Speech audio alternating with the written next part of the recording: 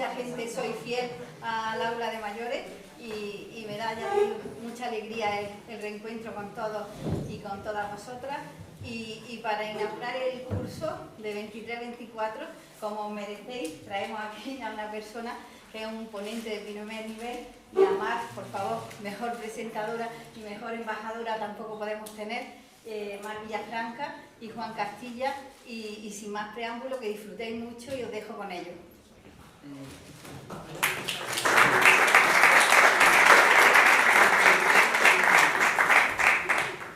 Muchas gracias, Alicia.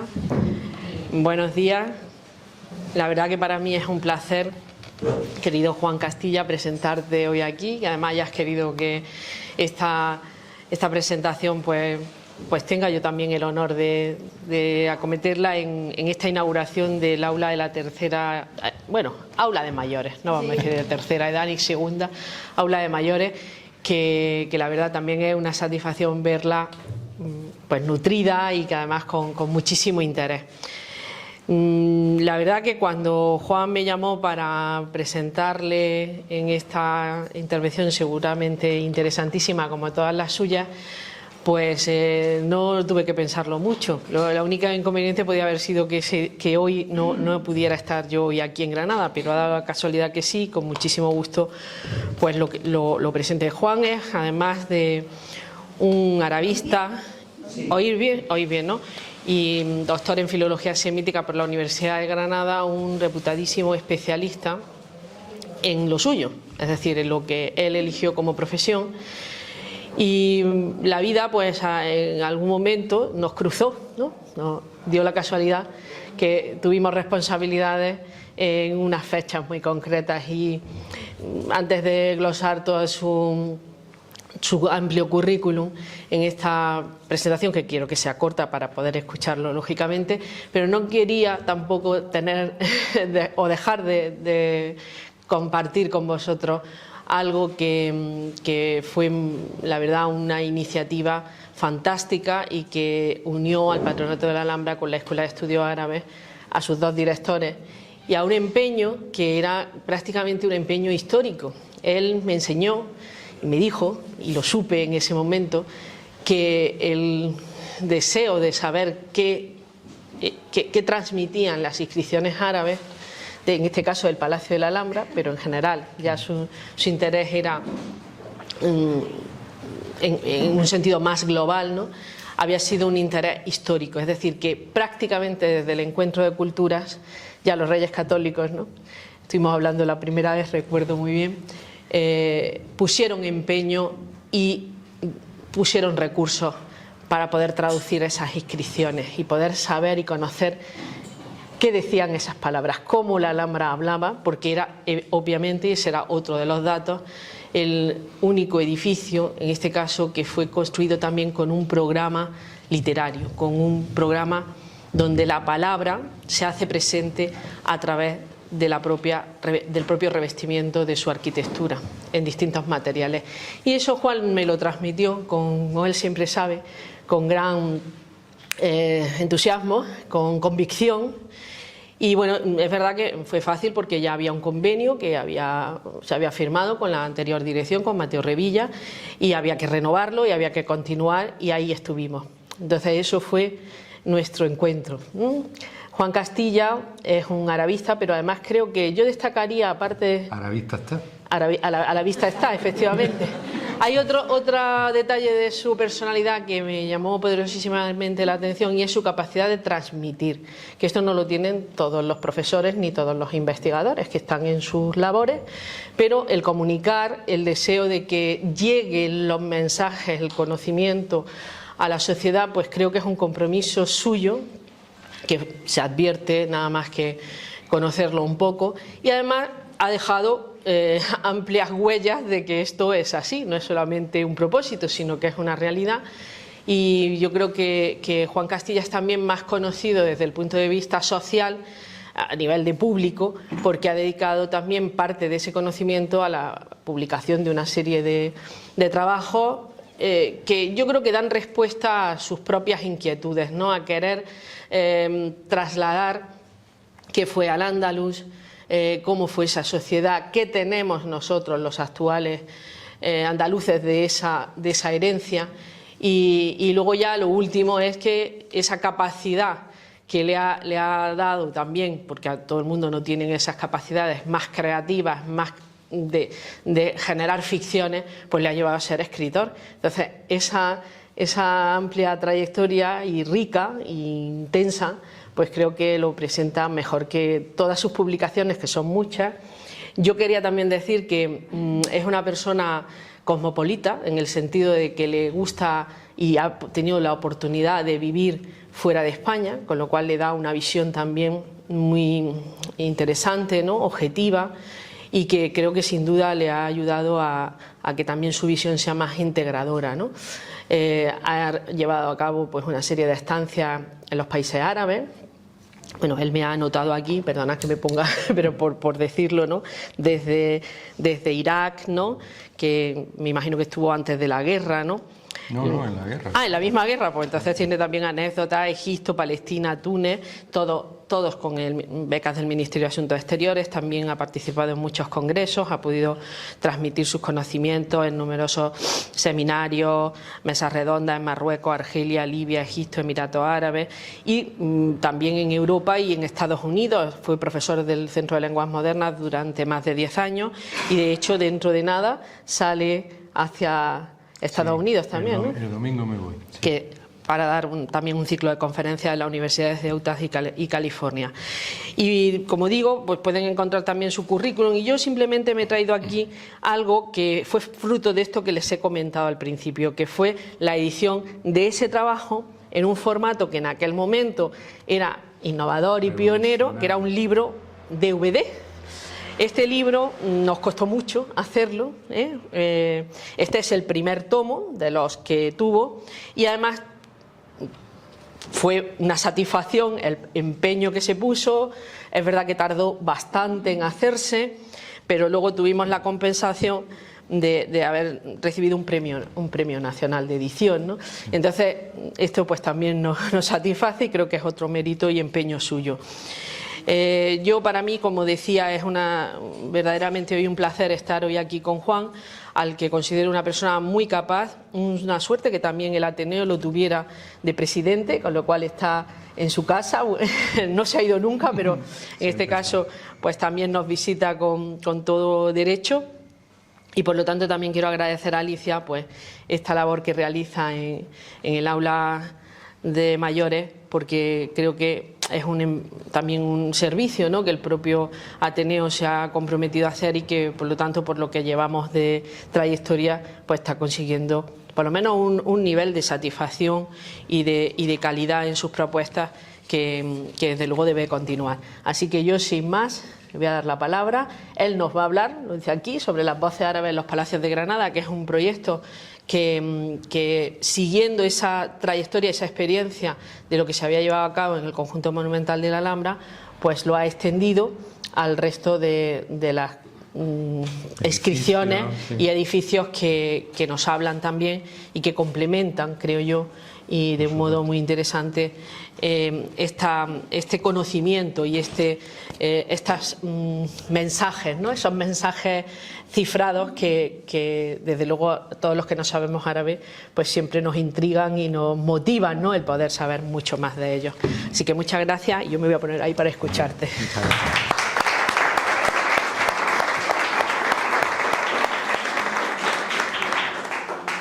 Bueno, acabas de decir, Mar, efectivamente, que mensajes cifrados sin que sepan árabe. Yo me voy a proponer, me voy a tomar la libertad de intentar, sin que sepan árabe, van a salir de hoy, de aquí, espero, pudiendo tener la capacidad de dar un recorrido por estos palacios e identificar muchas cosas sin saber árabe. Ese es el reto que me voy a poner, el objetivo que me voy a poner en esta charla. Espero conseguirlo. No quiero olvidar, antes de empezar con la charla, que me gustaría un aplauso para Mar, que acaban de concederle un premio muy importante por un trabajo del que, si ella quiere hablar, no lo sé, pero un trabajo sobre los jardines que me parece muy interesante, y se lo acaban de conceder, ¿no?, hace días, ¿no? Sí, sí. Días. Pues, día 21. Pues me gusta.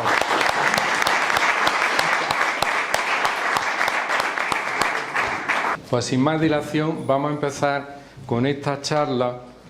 Creo que Mar me ha presentado bastante correctamente, por cuanto a mí es que me gusta mucho la claridad. Entonces me van a permitir que a mí, la historia a mí me gustan contarlas desde su inicio. Me voy a tomar la libertad de sacar algunas diapositivas que están en la mente de todos, porque todos los que estamos aquí hemos estudiado historia, todos sabemos un poquito más o un poquito menos acerca de estas cosas muy sencillas que voy a refrescar para la memoria, pero yo creo que no está de más para hacer una contextualización de lo que va a ser la charla. Bien, el inicio de la historia. Voy a ir muy rápido y no se me asusten que esto no es una clase de historia, pero sí me gustaría, ya empezamos, que no tengo puntero, pues situarnos en la península arábiga, ¿bien?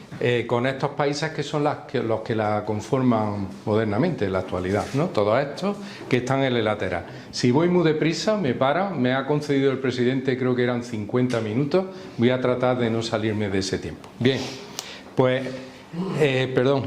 con este contexto, el espacio geográfico, nos vamos a poner en un espacio físico para que pensemos que esta historia se inicia justo ahí en la península arábiga con estas características, con la escasez de agua, cadenas de montañas, desiertos, unas temperaturas extremas y donde los pozos son la fuente de riqueza, son los regalos que tienen las comunidades, los colectivos humanos que habitan estos territorios, que habitaban en estos territorios. Y el espacio temporal va a ser los siglos 6 y 7. En esos siglos y en ese espacio es donde va a nacer uno de los personajes más influyentes de la historia de la humanidad, Mahoma, el profeta Mahoma. Con él nace una nueva religión que es el Islam, que está en contacto ya previamente, antes de su nacimiento, con cristianos, con judíos sentados en ese territorio y al mismo tiempo contactos con el paganismo. Así nace el Islam. Las señas de identidad de estos colectivos humanos son comunidades tribales, se van a organizar en torno a tribus que conforman una sociedad nómada por cuanto están continuamente a través de las estaciones del año cambiándose constantemente de un sitio a otro buscando pues una vida favorable, una vida más o menos agradable. El problema llega cuando muere Mahoma. Mahoma no deja por escrito ni deja de palabra dicho quién ha de heredarle. Eso crea un problema en la comunidad, se reúnen los consejos de ancianos y a partir de ahí se decide que durante un tiempo aparece por primera vez la palabra califa, que viene del árabe jalifa, que significa literalmente sucesor. Aparece por primera vez en la historia la palabra califa, es un sucesor que va después de Mahoma. Hay 4 califas ortodoxos y este periodo nos da posteriormente otra época con lo que se conoce en la historia del Islam como las dinastías. Nos vamos a quedar con 2 importantes, la dinastía Omeya con capital en Damasco y la Abbasí con capital en Bagdad. Pero nos vamos a quedar con la de Damasco, con la Omeya, porque es la que nos interesa para esta charla.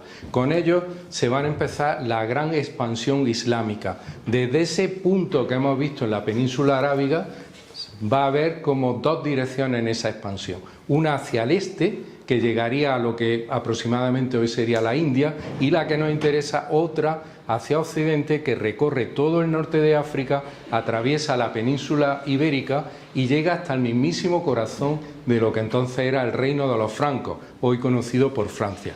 Bien, pues esta es la que nos interesa porque al recorrer toda la península ibérica surge por primera vez un término que es muy familiar para todos, pero que muchas veces se presta a algunas confusiones, a algunos equívocos. Al-Ándalus sería el nombre que le dieron los árabes a los territorios de la península ibérica gobernados por los árabes musulmanes. ¿Qué quiere decir? Que Al-Ándalus fue lo mismo Lisboa, que Évora, que Cáceres, que Badajoz, que Sevilla o que Zaragoza. ¿Bien? Todo eso fue Al-Ándalus. A lo largo de los siglos de presencia musulmana, ese Al-Ándalus fue más pequeño o fue más grande, dependiendo del periodo de extensión o del periodo en el que los reinos cristianos avanzaban desde el norte hacia el sur y iba plegando ese concepto que es Al-Ándalus. Todos tenemos en la memoria grabados a estas fases que estudiamos todos en la historia. Una primera de jefes militares, una segunda de emires, una tercera de califas, la gran época de esplendor con el califato de Córdoba. Cuando se viene abajo ese califato de Córdoba, llegamos a una fragmentación de la península y surgen los gobernadores de las provincias que se autoproclaman reyes, conformando lo que conocemos en la historia como los reinos de Taifa. Posteriormente, la península ibérica va a estar gobernada por dinastías que vienen del norte de África, aproximadamente de lo que hoy conocemos por Marruecos y el sur. Bien. Y lo que más nos interesa para el inicio de esta charla es que después le he dicho que Al-Ándalus va plegándose, va aumentando, va disminuyendo con el paso de los siglos, y finalmente en los últimos siglos Al-Ándalus va a quedar reducida a esta franja de color rojo en el sur, que se va a conocer como el Reino Nazarí de Granada, con capital en Granada. No confundamos, una cosa el Reino Nazarí, pero que cogía varias provincias en esta franja de color rojo, capital en Granada. Nazarí, me imagino que todos saben o sospechan de dónde puede venir el fundador de esta dinastía, que no era de Granada, venía de la provincia de Jaén. Entre su cadena onomástica tiene un nombre que es Nasr. De Nasr habría venido Nasrí y de ahí vendría el castellano nazarí. Está tomado de uno de los elementos de la cadena onomástica del fundador de la dinastía. Bien, pues una vez que estamos aquí, este señor Muhammad I, llamado así, se encuentra esta Granada, como la Granada de todas las épocas, dos colinas enfrentadas con un río que las separa. El asentamiento tradicional de todas las culturas y civilizaciones, hasta donde tenemos constancia, siempre fue en esta colina que conocemos hoy por Albaicín, entonces no recibía ese nombre. Bien, pues Muhammad I, lo mismo que antes fenicios, romanos, íberos, todas las culturas anteriores, este Muhammad I, también siguiendo la oleada de paso de los árabes por esta zona de la península ibérica, se asienta en la colina que hoy conocemos como el Albaicín. Pero este Muhammad I, el fundador de los nazaríes, es el que pone la vista en la colina de enfrente y concibe la idea de levantar, este es un concepto que sí me gustaría que lo tuviéramos claro, levantar una ciudad. Digo ciudad porque seguramente el 90% de los que estamos aquí sabemos que la Alhambra es una ciudad, pero no se crean. Mar Villafranca y yo, que bueno, hemos pasado un tiempo por aquellos lugares, vemos insistentemente cómo escuchamos a los guías explicar y la gente desgraciadamente se van a sus países o a sus poblaciones, bueno, diciendo qué bonito fue aquel arco, hoy había un palacio y tal, pero no se llevan un concepto básico como es que he estado en una ciudad. La Alhambra es una ciudad, la ciudad de los reyes, la ciudad de los sultanes, concebida por este Muhammad I para dar asentamiento a él como primer rey de los nazaríes y para todos sus herederos, junto con su familia, allegados y toda la población que trabajaba para la corte. Eso era la Alhambra y es la Alhambra, una ciudad. Pues bien, esto creo que me ha adelantado. Desde la colina llamada, conocida hoy por el Albaicín, se fija en esta otra frontera para fundar lo que es la ciudad palatina de la Alhambra. Tampoco era algo que se sacara de la manga. Ya en Oriente existía mucha cultura de crear ciudades palatinas. E incluso aquí, en Córdoba, teníamos precedentes como Medina Zara, por ejemplo. Entonces, él es quien se cuida de crear una ciudad palatina enfrente que conocemos con el nombre de la Alhambra. Dicho esto, desde arriba, bueno, pues no hace falta que les diga a los granadinos y además granadinos de pro, pues que esta es una vista aérea que nos trae un poco la idea, como se ha dicho muchas veces, que la Alhambra vista desde arriba parece un barco asentado en la colina, ¿no? Con sus elementos. Reflexionar sobre cuestiones básicas. Pensemos que nuestros antepasados no disponían de los medios que tenemos hoy de publicitarios, ¿no? Entonces, bueno, pues se tenían que valer del grabado en el estuco, en la piedra o donde fuera, para dejar testimonios de unos acontecimientos especiales, de sus gestas, etcétera. Aquí reflexiono sobre algo. En su vertiente epigráfica, la escritura árabe se utiliza en arquitectura para dar fe de obediencia a Alá, a Dios. Y también se utiliza para dar expresión de agradecimiento a la generosidad del monarca que está ordenando construir algo. Pero quizás lo más importante es que reflexionemos sobre esto. Existe una idea extendida de que el Islam prohíbe la representación de figuras animales y humanas. A mí no me gusta utilizar el verbo prohibir, prefiero decir no promueve, es decir, no alienta esa representación de figuras animales y humanas. Esto es lo que lleva inmediatamente a la idea de que si no pueden, como en el resto de Europa cuando vamos viajando por ahí, o en el mismo España viendo catedrales, palacios donde vemos grandes techos, grandes paredes todas cubiertas con frescos donde se reproducen figuras animales y humanas, si el Islam no promueve esa representación, evidentemente tienen que recurrir a algo para decorar, para ornamentar todos esos elementos arquitectónicos. Y qué mejor que tienen una caligrafía que se presta para esa función maravillosamente. Bien, pues el estudio de la epigrafía nazarí, antes Mar Villafranca ha hecho alusión a que cuando tuvimos las primeras conversaciones ha dicho que yo le transmitía con pasión cómo esto que íbamos a hacer no era algo que nos estuviéramos inventando, ni siquiera íbamos a ser los más listos del mundo. Esto venía ya de antiguo. Lo único es que nos propusimos quizás, la palabra que yo pondría es exhaustividad, metodología, conceptos que en otros siglos no existían y que bueno, ahora teníamos una herramienta informática, teníamos un bagaje investigador para aplicar una metodología y teníamos, pues yo que sé, todo a nuestro alcance para hacer de este trabajo algo exhaustivo que los antiguos no pudieron hacer. Cuando digo los antiguos me remonto a los finales del siglo XV, comienzo del XVI. No pensemos que la pregunta del turista moderno, ¿qué dice ahí? Mar, ¿qué dice ahí? Bueno, pues una pregunta que cuando empiezan a sospechar que ahí hay escritura árabe, que no todo el mundo llega a entender que hay escritura, pero el que lo llega a entender sí se da cuenta de que, bueno, ¿y qué dice ahí? Pues yo no me entero de nada, quiero saber qué hay ahí. Esto no es una pregunta de pronto que surge como una flor, no, esto venía de antiguo, ya las gentes que acompañaron a los reyes católicos se hicieron la misma pregunta, ¿qué dice ahí? Porque no conocían la lengua árabe. Pero eso llevó a ellos a encargar este trabajo, en primer lugar, a lo que se llaman los romanceadores del concejo, que serían como un cuerpo de funcionarios del ayuntamiento de entonces, a quienes se le encargan, porque tienen conocimiento de la lengua romance y del árabe, que vayan haciendo un recorrido por la Alhambra y por la ciudad para examinando esos letreros que puedan verterlo a la lengua romance para entendimiento, a ver qué dice ahí. Se le encarga y bueno, el trabajo no fue una maravilla, no fue por supuesto exhaustivo, fue algo muy parcial, fragmentario, pero sí es verdad que habría sido muy útil para los que hemos hecho el intento ya en el siglo XXI. Pero como digo, desgraciadamente tenemos constancia de que duró hasta el siglo XVIII, pero ya a partir del XVIII no sabemos qué ocurrió, se perdió. Me imagino que se quedaría en algún cajón de alguien y ahí estará todavía guardado, o detrás de alguna pared, pero se perdió.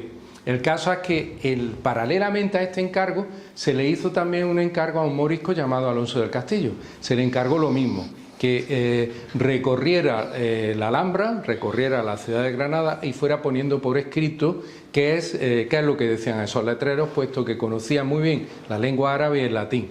Este trabajo sí se conserva en un manuscrito que está en el Escorial, está custodiado en el Escorial.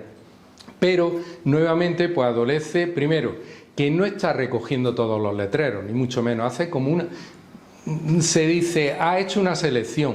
Yo tengo mis dudas, yo creo que este señor que habría hecho un trabajo maravilloso si le hubieran dicho todo lo que usted vea lo pone ahí, no. Hizo algo mínimo, fragmentario, se limitó a recoger algunos versos, algunas inscripciones fundacionales, pero yo tengo mis dudas sobre eso de la selección. ¿Por qué? ¿Sería una selección caprichosa? Yo especulo con la idea de que estamos en una época en que la Alhambra seguramente estaba sometida a muchas reformas continuas.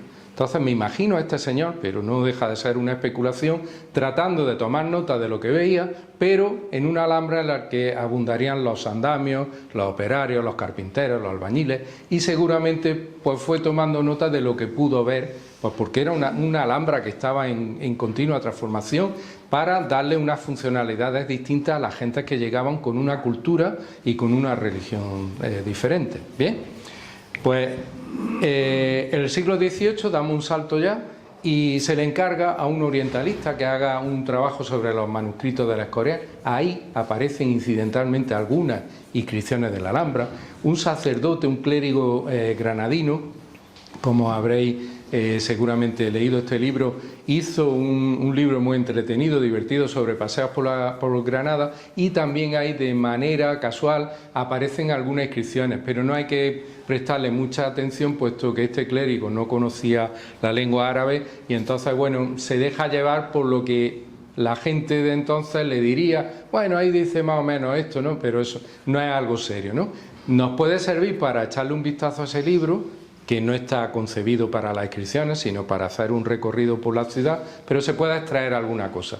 Y los viajeros extranjeros, sobre los que tampoco debo decir gran cosa. Es el momento en que se está acercando el siglo XIX con el romanticismo y España pues es un foco de seducción, de atracción, Granada, Andalucía y la Alhambra, por supuesto, para que acudan los europeos de otras latitudes, de Francia, de Inglaterra, de Alemania, que acudan aquí y se dejen llevar por esa revalorización de lo oriental, que por supuesto también se deja ver y mucho en la Alhambra. Pues esto trae consigo que algunos intelectuales, académicos, incidentalmente y de forma muy parcial y fragmentaria, también dediquen algunos trabajos a recopilar inscripciones de la Alhambra. Me quedo con este señor, Lafuente Alcántara, porque fue un catedrático de la Universidad de Granada, que ya me gustaría a mí haberlo traído al siglo XXI y ponerle todos los medios de los que hemos dispuesto los demás para hacer ese trabajo, porque hizo, entonces en su época hizo una obra, pero además tuvo la desgracia de morir con 36 años, no le dio tiempo a hacer gran cosa, pero nos dejó un precioso libro que nuevamente está muy bien, pero claro, no tiene metodología ni es exhaustivo tampoco. Entre sus páginas dice el Salón de Comares, en tal sitio hay una inscripción, pero vaya usted a ver dónde está esa inscripción, que está rodeada por otras decenas de inscripciones. Le falta metodología, pero bueno, la labor que hizo este señor fue muy importante para su época, de tal forma que en el siglo XX los arabistas que trataron sobre las inscripciones árabes de la Alhambra se apoyaron en ese manuscrito del Morisco al que antes me referí y en este otro trabajo del siglo XIX de Emilio Lafuente Alcántara. Ahí pongo algunos nombres, todos conocemos seguramente a Emilio García Gómez o al francés Lévi Provençal. Y ahí damos un salto al presente. Creo que tampoco debo insistir mucho. Mar Villafranca en la presentación ha hecho referencia a que era yo siempre le agradeceré que cuando llega ella a la dirección, yo tenía un convenio ya firmado con anterioridad, pero ya me decía, ahora con los cambios de direcciones, ahora lo que tengas por ahí aparcado, llega alguien, pero esta señora era lista, ya nos dio muestra a lo largo de muchos años de que es una mujer muy inteligente y no era ni por mí, ni supo entender que ese trabajo había que apoyarlo y respaldarlo. Y de hecho, bueno, su apuesta fue fundamental para que luego todo esto que hicimos, un equipo de investigación que, bueno, me honro de haber dirigido en aquel momento, pues hiciéramos este trabajo con exhaustividad. Nos dieron, como ella ha dicho, en 2016 un premio nacional importante que nos animó a seguir pues este equipo, como digo ahí, interdisciplinar, que nos dedicamos a hacer todo este tipo de tareas, mirar, observar, localizar, fotografiar, todo esto que pongo ahí, hasta pasar del monumento al despacho para volcar toda esa información en una base de datos. Bien, vamos ya, una vez que nuevamente hemos hecho el esquema, pero con varios flashes introductorios, nos vamos a ir metiendo poco a poco ya en las inscripciones árabes de la Alhambra y yo pretendo que esto sea más que una charla, como una pequeña clase en la que todos espero que salgamos aprendiendo un poquito, y yo los invito que a partir de aquí, cuando vuelvan a visitar la Alhambra, hagan un recorrido con otros ojos y me recuerden un poco y digan, esto es lo que dijo Juan, esto es lo que dijo Juan, ¿vale? Bien, pues a partir de ahí vamos aquí, creo que soy muy claro, ¿no? La escritura árabe tiene una rica diversidad de formas, pero claro, eso daría para muchas charlas, empezar a hablar de los tipos de escritura árabe. Por eso nos vamos a quedar en los 3 tipos de escritura que vamos a ver en la Alhambra, y eso sí los vamos a aprender por lo menos. Uno que es el kufi o el cúfico. Fíjense, de esto saben más los historiadores del arte, tenemos aquí a Mar, pero bueno, para distinguir claramente entre el cúfico y el siguiente, que sería el nasji, o escritura de copistas, que podemos traducir libremente como cursiva, pues sí creo que es apreciable que con la misma frase que estoy utilizando, Wala gali bilallah, aquí los trazos son como más elegantes, más suntuosos, los trazos suben. Fíjense, yo creo que son capaces de ver que el cuerpo de las letras está en la parte baja, mientras que todo eso va mezclado con una decoración de tipo, en unos casos geométrica y en otras vegetal. Estas astas de las letras son más elegantes. Principalmente lo que va a distinguir a una letra de otra es lo siguiente. Fíjense en mi dedo índice. Si esto imaginamos que es el trazo de una letra árabe, pues en este trazo de una letra árabe, si le ponemos un punto encima es una letra. Si le ponemos 2 puntos es una segunda letra. Si le ponemos 3, una tercera letra. Si le ponemos el punto debajo ya es una cuarta letra. Y si le ponemos 2 son una quinta letra. Es decir, de un mismo trazo, con los puntos diacríticos por los cuales se distinguen unas letras de otras, con un mismo trazo, si los quitamos los puntos diacríticos podemos interpretar 5 letras distintas. Si el cúfico no tiene esos puntos diacríticos, mal asunto, porque entonces nos va a costar muchísimo leer. Bien, esto sería propio del cúfico, mientras que estos puntos diacríticos ya lo recupera la letra cursiva, esta otra, que nos facilita más la lectura por cuanto con esos puntos vamos a distinguir unas letras de otras. Bien, me gustaría hacer un paréntesis. ¿Va todo claro? Sí, bien. Pues a la tercera me van a permitir que tengo un ojo, no sé, me he levantado lloroso, pero vamos, que estoy muy feliz y contento de estar con todos ustedes. Esto no quita. Bien, un tercer tipo de letra sería lo que denominamos muy sencillamente mixta. ¿Qué queremos decir? Pues cuando una frase o una palabra está combinada con un trocito de cúfica con otro de cursiva. Esa combinación de cúfico con cursivo da lo que denominamos mixto. ¿Claro? Pues seguimos adelante. Bien, aquí estaría reunido cúfica, nasji o cursiva, y esta que sería, aquí se me ha colado algo, y esta que sería mixta. Bien, estamos utilizando el mismo letrero, pero con distintos tipos de letras. No sé qué ha pasado ahí. Bien. Y vamos a empezar a ver muy rapiditamente las inscripciones según el tipo de escritura, es decir, o cúfico, o cursivo, o mixto. Bien, en escritura cúfica, vemos este letrero. Estamos en la parte baja. Creo que son capaces, aquí he puesto la grafía moderna para ayudar a que entiendan que este alhamd sería esta palabra, aquí viene lillah, que estaría aquí. Bien, todo esto es el cuerpo de la letra cúfica. Alabado sea Alá por el beneficio del Islam. Cursiva. Fíjense qué diferencia de letra. Esto está escrito sobre cerámica y la letra es como más suelta, más ligera. ¿Cómo te llamas? Carmen. Carmen. Bien, pues vamos a imaginar que yo quiero escribir Carmen y escribo una C y al terminar la C la enlazo con algo que son hojas de lo que sea, vegetales, con un triángulo, con un rombo. Luego escribo la A y el trazo de la A también la pongo muy elegante, la enlazo. Pero si ahora quiero escribir en cursiva Carmen, escribo Carmen. Algo así de diferencia entre lo suntuoso, elegante y una escritura que ven ustedes como más suelta, más ligera, que es esta. Bismillah, Rahman, Rahim, Sallallahu, etcétera, etcétera. Todo esto está en cursiva. Y sin elementos ornamentales, ¿no?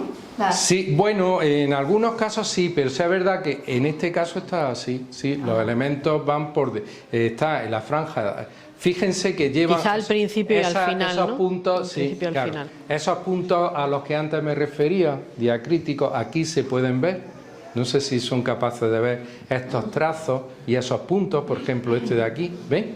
Y en la cúfica no se ve eso, ¿bien? Esta sería la cursiva y esta sería la escritura mixta, que sería Allahu idda li kulli shidda. Fíjense, esta primera parte, Allahu idda, estaría aquí abajo en cúfico. Allah aquí. Esta parte idda estaría aquí en el centro, idda, cúfico, mientras que la segunda parte, li kulli shidda, está encerrada en este medallón en cursiva. Si tenemos una parte de cúfico y una parte de cursiva, estamos hablando de una inscripción mixta. ¿Bien? Este sería el resumen de lo que hemos visto. Baraka, la palabra bendición, que la estamos viendo en cúfico. Baraka, cúfico. Aquí lo estamos viendo en cursiva. Baraka, mientras que lo tenemos aquí en mixta. Bara en cursiva, mientras que la segunda parte de la palabra es cúfico. Pues tenemos mixto. Según el contenido. Lo hemos visto según el tipo de letra. Vamos a ver según el contenido. Dinásticas.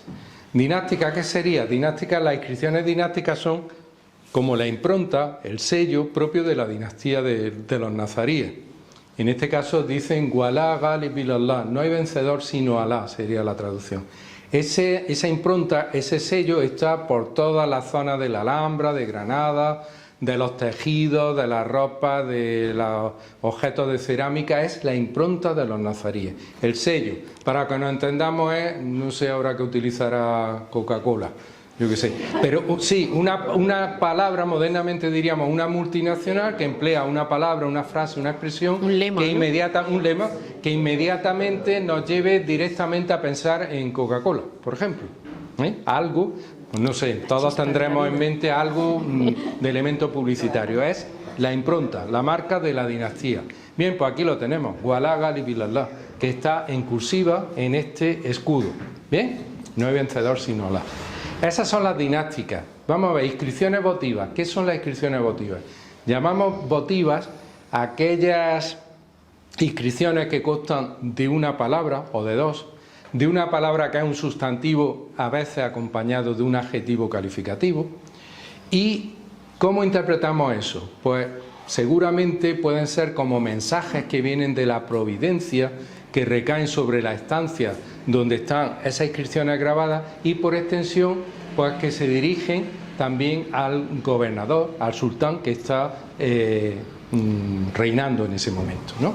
Pues por ejemplo esta que dice Baraka, bendición, que la tenemos aquí, ¿cúfica o cursiva?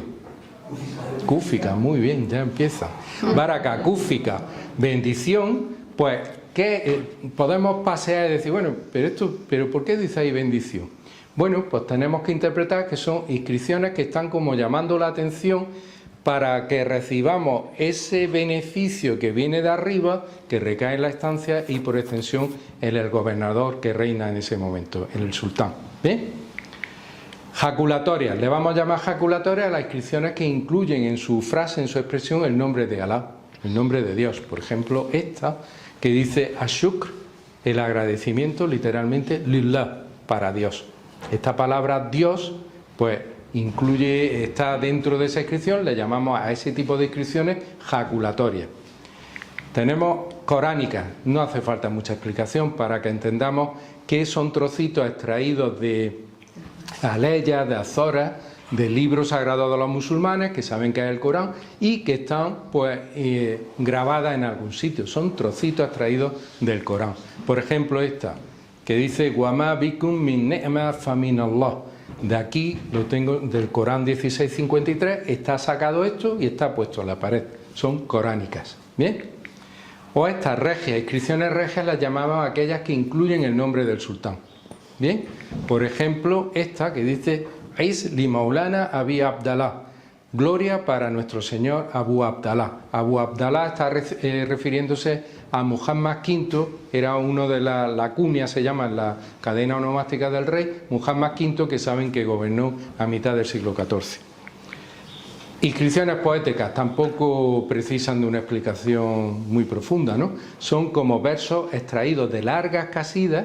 Casidas son poemas inmensos con cientos de versos en algunos casos, pues algunos versos extraídos de esas largas casidas o sencillamente versos que el sultán le ha encargado a los poetas que trabajaban en la Secretaría de Redacción de la Alhambra, que eran una especie de funcionarios poetas que recibían de vez en cuando el encargo: componga usted esto con ocasión de un acontecimiento especial, de una batalla ganada, de una fiesta de circuncisión de los hijos y nietos del sultán, etcétera, etcétera. Entonces el poeta tenía la libertad o bien de componer algo para grabarlo en las paredes, o bien extraer de alguna casida ya compuesta unos versos que iban a ser grabados. Como por ejemplo, pues este que va subiendo, va rodeando, todo esto va rodeando a una taca. ¿Saben lo que es una taca? Sí, ¿verdad? Pues alrededor, ¿alguien no sabe lo que es una taca? ¿Son muchos? 3, 4, luego se lo explico, ¿vale? No, venga. Una taca, sí, lo van a ver. Son como la hornacina que se excava en un muro, y si van por la Alhambra o cualquier otro palacio de origen árabe los van a ver. En los muros hay como una hornacina que estaba diseñada para albergar jarras de agua en las que se le echaban pétalos sobre la superficie del líquido para que expandiera perfume. Sería el ambientador medieval. ¿Bien? Bien, pues alrededor de esa taca, por ejemplo, este está en concreto, a ver si nos situamos entre el patio de los Arrayanes para entrar a la sala de la barca. Hay 2 tacas preciosas que llevan ya además años, que están protegidas por láminas de vidrio, pues esta es una de ellas. Hay otra enfrente que me gusta mucho, hay un verso que es muy bonito, que hace una metáfora entre precisamente la inclinación de la jarra cuando se vierte para que caiga el agua en un recipiente, y la inclinación del musulmán cuando se postra para orar. Hace una metáfora muy bonita entre la inclinación de la jarra y la del musulmán. Bien, sentencias. Sentencias, todos sabemos, moralejas, proverbios, y una sentencia sería como la inscripción que está ahí diseñada para llamar la atención de quien la mira, del espectador, y le hace un llamamiento, apela a su moralidad, al bien, al mal, le dice frases de este tipo. Por ejemplo, esta que está, recuerden, en el Salón de Comares, saben que hay 9 alcobas y que se supone que en ellas los visires recibían a la embajada. Pues bien, a la entrada de un arco de esas existe esta que dice, y además escúchenme en árabe porque es prosa rimada, es muy bonita porque además del mensaje con la entonación rima. Dice, man hasuna kalamahu wajaba ikramahu, quien emplea buenas palabras merece respeto. ¿Bien? Entonces, bueno, está haciendo como una apelación a la persona, se supone, a ese embajador que estaba esperando a ser recibido por el visir. Bien, funeraria, sobre esto tampoco tengo que dar grandes explicaciones porque no he traído aquí el texto, es larguísimo, pero serían todos esos textos que se graban sobre la superficie de una lápida. Pues por ejemplo esta que lo tenemos, como otras tantas, en el Museo de la Alhambra, que es el epitafio de Yusuf III. Las fundacionales tampoco he traído porque son textos larguísimos, pero para que sepan, por ejemplo, en la Puerta del Vino, que en toda esta cartela rectangular de superior hay un texto que es una inscripción fundacional. ¿A qué me refiero con eso? Pues fundacional viene de fundación, sería la inscripción mediante la cual se conmemora el levantar, el construir algo nuevo. Lo vamos a entender todos porque modernamente todos estamos, yo no sé si hemos tenido toda ocasión de asistir a un acto de fundación, de un hospital, de un colegio, de alguna institución, ¿no? Ya estamos acostumbrados a la plaquita con la cortinilla, ¿no? Y entonces despliega la cortinilla, todos aplauden y leen, siendo el alcalde tal y tal, la fecha tal, se construyó este hospital. Pues sería algo parecido en el que se hace referencia al sultán que está ordenando construir esta puerta, y luego aparecen las fechas. Son inscripciones muy importantes porque nos aportan una información cronológica muy importante. Y luego, pues claro, ya desechamos, por ejemplo, toda la retahíla de alabanza hacia el sultán, el glorioso, el combatiente, tal, eso, bueno, pues lo leemos, nos reímos un poco y poco, pero luego nos proporcionan información muy importante. Bien, son las fundacionales. Aquí tendríamos el resumen de todas las que hemos visto: fundacionales, poéticas, sentencias, regias, etcétera. Bien, y sobre el material de soporte, porque también cabe clasificar entre las inscripciones que están sobre mármol. Por ejemplo, esta que dice Yumna, felicidad. Fíjense aquí, bueno, ¿esto qué es? ¿Cúfico o cursivo? Cúfico, claro. Oye, ¿con qué convicción? Mire, aprovecho esta inscripción porque fíjense que recuerden que en árabe se escribe de derecha a izquierda. Bien, pues esta inscripción Yumna, si trazo aquí una línea imaginaria, esta sería la inscripción en la orientación árabe, es decir, de derecha a izquierda, mientras que luego está también reproducida hacia el otro lado en tendencia latina, desde la izquierda a la derecha. Para un árabe esto estaría escrito al revés y esto estaría correctamente. Bien, ahí está haciendo una duplicación de la inscripción de Yumna, felicidad, que sería que regia, votiva, coránica, felicidad, votiva. Usted luego me da el nombre que para la nota. Le enviaremos un premio a su domicilio. Bien, felicidad, votiva. Votiva, también hemos dicho sobre mármol y también además que es cúfica. Vale, perfecto. Bueno, sobre madera, pues esta, por ejemplo, esta que está pintada, Walaga Libilallah, sobre la madera, que era regia, coránica. No, es votiva. ¿Cómo? Sí, no. Uy, ya le hemos quitado el premio, ya. Es votiva. Ya nos hemos librado de tener que mandar un mensajero. ¿Cómo? Coránica. No. Dinástica, ¿quién lo ha dicho? Deje usted era la lema, era el lema. Muy bien, dinástica, ¿vale? El que ha dicho del lema. ¿Y es cursiva o cúfica? Cursiva, claro. Eso sí. Una Sí, pregunta. sí. ¿Cuál es el origen de las tres escrituras? No, el origen, no, la cúfica es un tipo de escritura, creo que lo ponía por ahí, que nace, el nombre viene de la ciudad de Kufa, que está en Irak.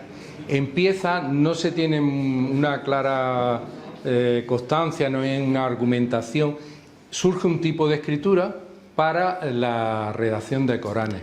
Y entonces, a partir de ahí, se apropia esa escritura de la calidad de como muy sagrada, ¿no? Porque se utiliza el cúfico, que nace en esa ciudad, en un contexto muy particular, para redactar Coranes. Pues, qué escritura más sagrada. Y con el paso de los siglos y con la expansión islámica que vimos al principio, se va transformando hasta que surge otro tipo de escritura, que es la cursiva. Viene, como he dicho, es una letra más suelta, más fácil de leer, menos elegante, pero recupera los puntos diacríticos que les dije, por los que se distinguen unas letras de otras, con lo cual facilita la lectura. Esa sería la evolución.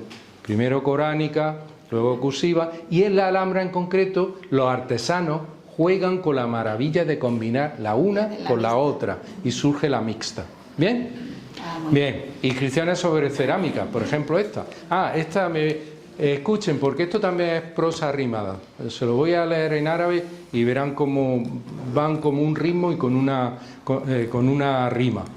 An-Nasr wa-Tamkin wal-Fatah al-Mubin li Maulana bi Abdallah Amir al-Muslimin. Es prosa rimada, está muy cuidada. ¿Cursiva o cúfica? Cursiva. ¿Sobre qué material? Dinástica. Sobre no, material. cerámica. Ya se me adelantó. Cerámica. Sobre cerámica. ¿Y luego qué tipo de inscripción sería? Esto ya... No, es votiva. Podría ser regia por esto de Amir al-Muslimin, ¿verdad? Porque sí, está diciendo emir de los musulmanes, se está refiriendo al sultán. ¿Bien? Muy bien. Sobre yeso, por ejemplo, esta que dice al-Mulk lillah. Al-Mulk, la primera parte de la inscripción está abajo en cúfico.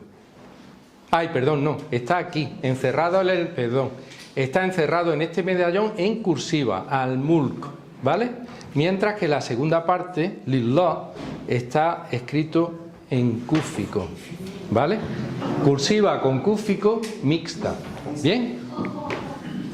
El corpus ha hablado Mar Villafranca suficientemente, pero bueno, simplemente para hacerles ver que en contraposición a esos que nos antecedieron y que desgraciadamente no es que fueran, seguramente eran más listos que nosotros, pero no dispusieron de las herramientas con las que hemos contado nosotros, informática. Antes se refirió Mar a, efectivamente, a esto de los DVDs, que entonces era lo más revolucionario. Y si no hubiera existido, vamos, lo que hubiera estado con más pujanza, hubo un interés personal de la directora y de todo el patronato respaldando, que habríamos estado ahí. Yo lo que quiero en estos años más, pero me hacen poco caso, esto tendría que estar, este material, online hoy en día, porque esto ya está tan obsoleto. Para empezar, ya no hay ordenadores con disqueteras donde meter para eso. leerlo. Se ha quedado obsoleto y es una lástima, porque lo tienen ellos allí depositado. Hay que hacer una adaptación. Todo esto, pero esto, a mí, lo mismo que te acuerdas que hablábamos con aquellos DVD y yo te decía, Mar, por lo menos que un disco, que cada biblioteca pública de Andalucía que tenga un disco de estos, que aunque valga 30 euros, pero la persona que no pueda gastarse ese dinero, que pueda ir a una biblioteca.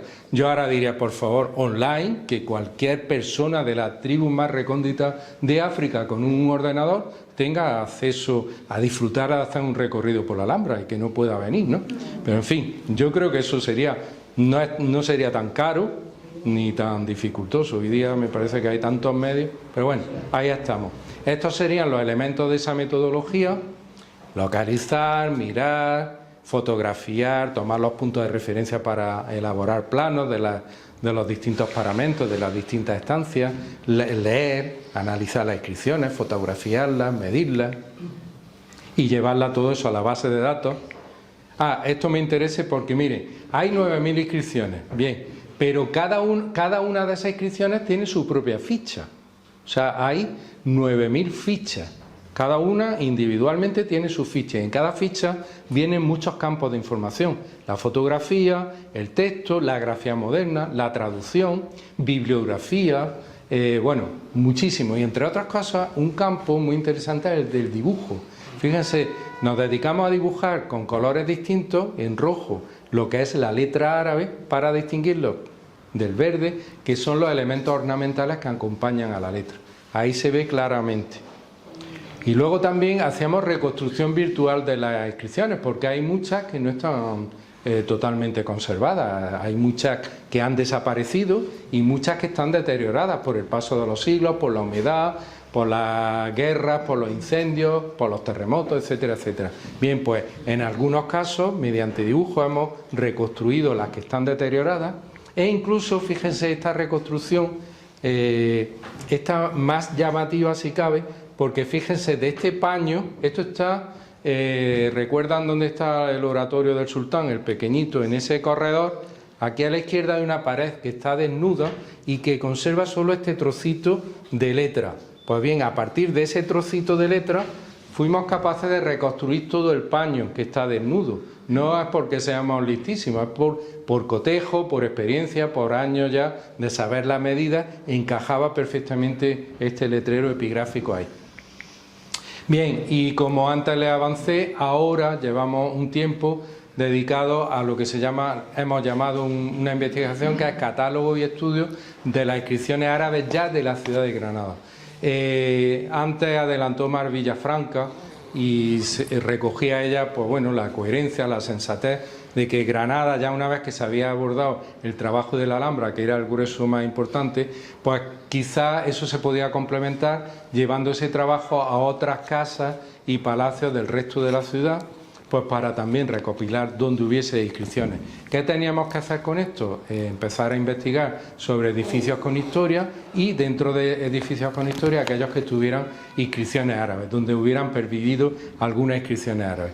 Pues, por ejemplo, todos estos edificios los conocen ustedes perfectamente: Dar al-Horra, antigua mansión de la familia real nazarí. Ahí pongo algunas imágenes donde, entre otras inscripciones, pues existe esta que dice Allahu Idda. No sé si son capaces de verla. esto que está aquí, Allah idda, ¿cúfico o cursiva? Cúfico, muy bien. O por ejemplo esta que dice, miren, ¿quién no sabía que era una taca?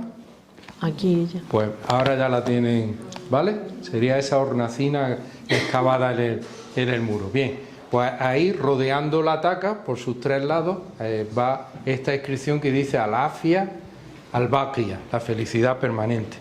O por ejemplo las casas del Chapiz, donde está la sede de la Escuela de Estudios Árabes, donde, bueno, ahí ven muchas imágenes del edificio, pero donde existen también, entre otras inscripciones, esta que dice Allah Idda, que sería en cúfico, Allah provee, o esta Al-Baraka, en cursiva, aquí arriba, dentro de esta cartela, o el Mulk, que está aquí en cúfico, abajo. ¿Son capaces de verlo? Es que me ha faltado el puntero y no sé, ¿lo ven, no? Sí. Esto está aquí abajo, Sí. el Mulk. Bien. Hotel Casa Morisca, ¿saben identificar, no? ¿Dónde estamos? Sí, ¿no? Pues el Hotel Casa Morisca, que está construido sobre un palacete nazarí, pues ahí hay varias imágenes. Pues bien, en la suite del hotel hay un tablero de madera donde existe esta inscripción que va recorriendo los cuatro costados por el techo. Al-Afia Al-Baqia, está pintado en la madera. O la Casa de Zafra, que conocen perfectamente, donde pueden ver, entre otras inscripciones, esta escrita sobre madera, que dice Al-Ghebta Al-Muttasila, en cúfico, la prosperidad continua. O esta otra, la Casa de Zafra, sería a modo de graffiti, si quieren, donde se puede ver Al-Mulk Lillah Wahdahu, Al-Mulk Lillah Wahdahu. No sé si lo ven ahí al final. ¿Bien? ¿Cursiva o cúfica? Cursiva. Cursiva, muy bien. Arco de la calle Portería de la Concepción. Esto me causa cierto dolor traer esto aquí. Por detrás de la Casa de Zafra, cuando se den un paseo por esa calle, a ver si le echan un vistazo a esto, que está en plena calle, desprotegido, y por más que se lo cuenta a todo el que quiere oírte, creo que no se merecería un poco de protección. Esto, si está ahí, pues yo qué sé, eso que dice, bueno, esto es un milagro que esté ahí, que pasen los siglos, deberían tener, yo qué sé, una protección, porque eso está expuesto a que lancen pintura o que le pongan ahí graffiti o pintada, lo que sea. Bueno, pues en todo este frontal de aquí existen inscripciones. Todo esto, existen inscripciones. Ahí me planteo, porque no está muy claro qué sería esto. Podría ser un oratorio de barrio. En fin, tenemos, por las inscripciones podemos deducir que daba paso esa arcada o ese arco a un espacio que tendrían connotaciones religiosas, por el tipo de escritura. Por ejemplo, no se aprecia muy bien porque están muy deterioradas, claro, y que viven todavía. Al-Qudra Lillah, el poder es de Alá. Luego el herbañuelo, que conocen ustedes perfectamente, bueno, saben que esas columnas no son originales del propio edificio, sino que venían de material reutilizado, ¿no? Principalmente cabe pensar que de Córdoba, de grandes ciudades, Medina Zara, o de otras derruidas en el califato cordobés.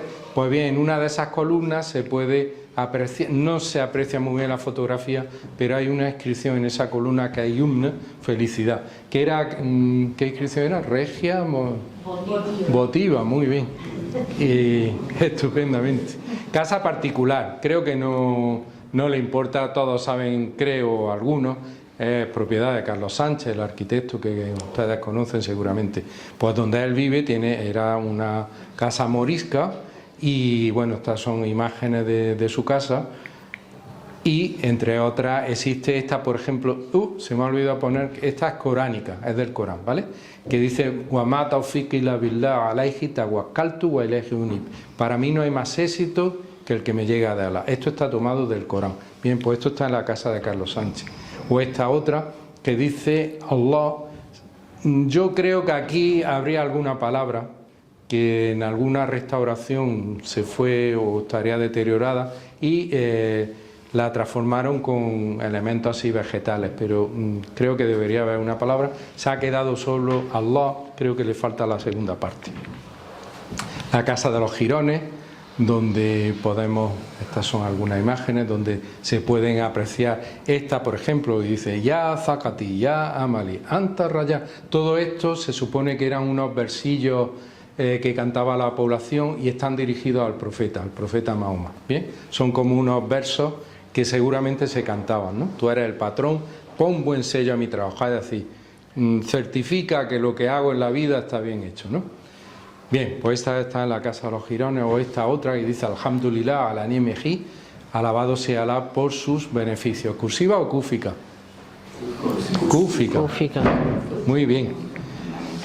Cuarto Real de Santo Domingo, no les tengo que decir nada, lo conocen perfectamente. Pues ahí hay una, por ejemplo, esta inscripción a mí me encanta, es maravillosa, en cerámica, ¿no? Dice Qul Huwa, miren, Qul sería esta primera parte, luego Huwa, esto ya es más difícil de ver, Allah, que está aquí arriba, en cúfico, Allah, y esta es más fácil de ver, al final dice Ahad, que sería esto y esto, ¿lo ven? Esta última está aquí. Bien, pues esto está tomado del Corán, ¿no? Que dice Di, Él es Alá, único. Esta a mí me encanta, esta inscripción es muy bonita. Pues esta otra dice Alhamdulillah ala kulli hal, en cualquier situación que sea alabado Dios. O el Alcázar Genil, que también conocen perfectamente, entre otras inscripciones. No sé si me estoy yendo de tiempo, pero ya me queda poco. ¿Recuerdan aquello que les dije, la inscripción que había antes de entrar, ¿no? a una alcoba del Salón de Comares? Pues aquí se repite, Mahasuna Kalamahuwa Yabai Kama. Bien. O esta otra dice Isli Maulana Sultán, gloria para nuestro Señor el Sultán. El Corral del Carbón, que saben que era una antigua alhóndiga, ¿Quién sabe lo que era una alhóndiga? A ver, premio, que además está aquí el presidente, el Ateneo se compromete a que si usted dice lo que es alhóndiga, ¿qué le podemos regalar a este señor? ¿Cómo? Una tienda. Era el almacén, Un sitio donde se comía. Se comerciaba. No, pero era de comercio. Un momento, el presidente ha salido por petenera. Yo no estaba diciendo que es una alhóndiga. Que qué le regalamos al señor si contesta bien. El Ateneo, ¿qué le regala? El libro del Ateneo. El libro del Ateneo. Bueno, vamos. Reclame usted un libro del Ateneo. Venga, ¿qué era una alhóndiga? No, perdón, este señor, ¿no? Sí, bueno, era un sitio donde la gente normalmente compraba la caravana. No, ese es el caravansa. Era del comercio. Era del comercio. Le podemos regalar como un el libro, zoco. ¿no? Sí, bueno, ajustándonos un poco más, sería el sitio donde se daba alojamiento a mercaderes que venían de fuera, ¿no? Que llegaban con sus animales preparados con mercancías para vender al día siguiente en la explanada de la mezquita, que sería hoy día la catedral, y ahí dormían junto con sus animales y su mercancía. Eso sería una funda. De hecho, alhóndiga viene del árabe al-fundak. Al-fundak viene del árabe al-fundak, ¿vale? Que sería alhóndiga, fonda. Pues mucho ha cambiado. Bien, pues aquí existen inscripciones, entre otras esta que dice Ashukr lillah wahdahu, la gratitud es para Allah, único, o esta otra que dice Alhamdulillah. La madraza, todos saben que lo que nos ha quedado es el oratorio, ¿no? Y en ese oratorio, entre otras cosas, se puede ver esta inscripción. Allahu idda li kulli shidda. ¿Esta cómo sería? ¿Cúfica, cursiva o mixta? Mixta, muy bien. Qué chicos más aplicados. Esta clase, vamos, algo habrá que hacer. Bien, o esta al-azama lillah sería la excelsitud, la grandeza es para Dios. ¿El hotel se llama o todavía Santa Paula? Sí. Sí, ¿verdad? Es que he estado un tiempo en Sevilla y no sé por qué digo, habrán cambiado el nombre, se llama Santa Paula. Bien, saben que está levantado sobre un antiguo convento y el antiguo convento sobre un antiguo palacio nazarí, ¿no? Y entonces, bueno, pues estas son imágenes del hotel. Entonces, en la suite de una de las habitaciones, del hotel, perdón, pues hay también toda una tabla de madera que va rodeando la habitación donde se puede esta afia, sería felicidad, se va viendo, como digo, en ese tablero de madera. Y creo que terminamos con esta Tarabenaz. Han oído Hotel La Marquesa, ¿no?, yendo para la Zubia. Bien, pues aquí, entre otras inscripciones, esto en realidad era una almunia. ¿Saben lo que era una almunia? Bien, pues está construida sobre una almunia. Pues ahí se pueden ver todavía muchas inscripciones, entre otras esta que dice Alhamdulillah ala kulli hal, o esta otra que dice Al-Mulk ad-Daim, al-Is al-Qaim li sahibihi, el reino perpetuo y la gloria permanente sean para su Señor. Esto, como decía, es un proyecto que estamos en marcha. Me gustaría tener más respaldo institucional, lo digo aquí para ver si me echan una mano, porque se quedó un poco atascado cuando hubo cambio también en la dirección, pero bueno, estamos sometidos a este tipo de cosas. Estamos en marcha tratando de dar cumplida cuenta de todas las inscripciones árabes que han pervivido en los edificios de Granada de origen árabe. Y como dicen en mi tierra, con esto y un bizcocho, pues ya está. Muchas gracias.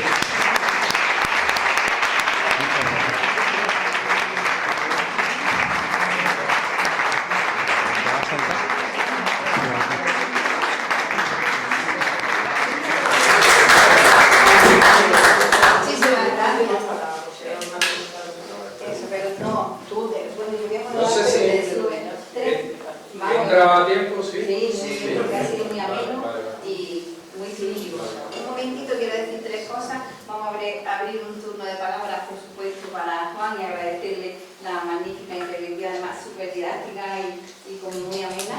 Luego me gustaría, ya que tenemos la suerte de contar con María Estanca y el premio y su publicación, que subiera unos minutillos, ¿vale?, y nos dijera en qué consiste ese trabajo. Y por último, el primer día de inauguración del curso, y cuando nos vayamos me gustaría que nos hiciéramos todos una foto en la puerta, ¿vale? Esas tres cosas.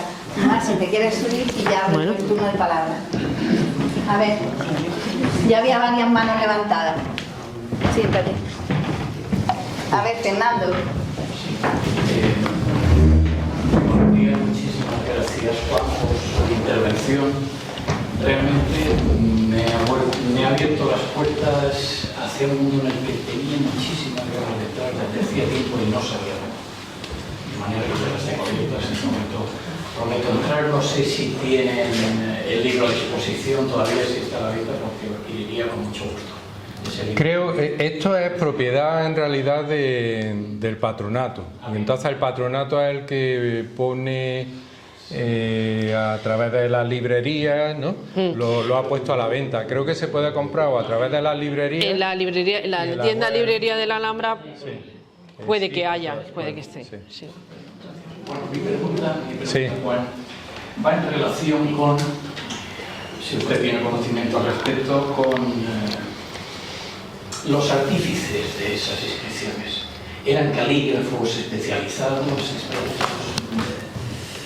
me imagino que sí, no solamente artistas para realizar estas inscripciones, sino también conocedores de